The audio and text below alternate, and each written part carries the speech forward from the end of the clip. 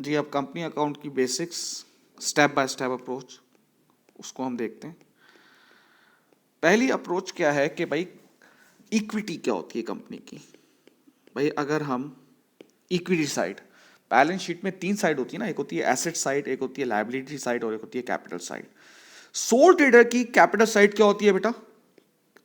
Capital at start, add net profit less drawing, ये उसकी capital equity side हो गई।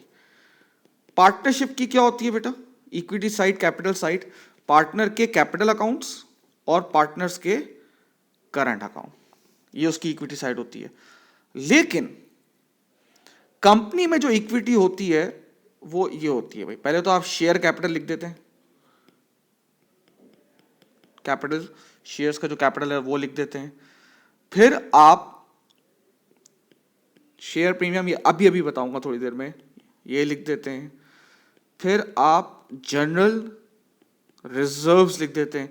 ये जनरल रिजर्व्स क्या है? नाम से वर्ड मीनिंग कर दो। रिजर्व माने क्या होते हैं? सेविंग। जनरल मतलब जो आपको अगर 10 लाख का प्रॉफिट होता है, आप 10 के 10 लाख रुपए खर्च नहीं करते हो, आप जो है वो उसमें से 2 लाख रुपए बचा लेते हो। जो आप बचा लेते हो उसको हम कहते हैं जनरल रिजर्व्स।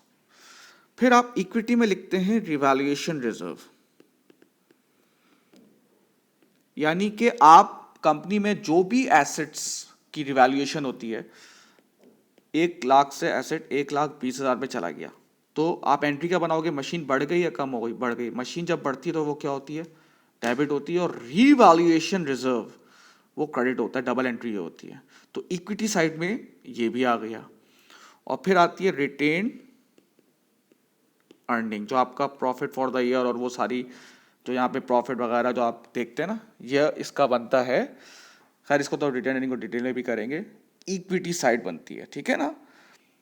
और इसको हम बनाते हैं statement of changes in equity, जिसको शॉर्ट फॉर्म में सोशी कहा जाता है। Statement of changes in equity, SOCIE, मतलब इस इक्विटी में ड्यूरिंग द ईयर क्या चेंज आ रही है उसको हम कहते हैं statement of changes in equity.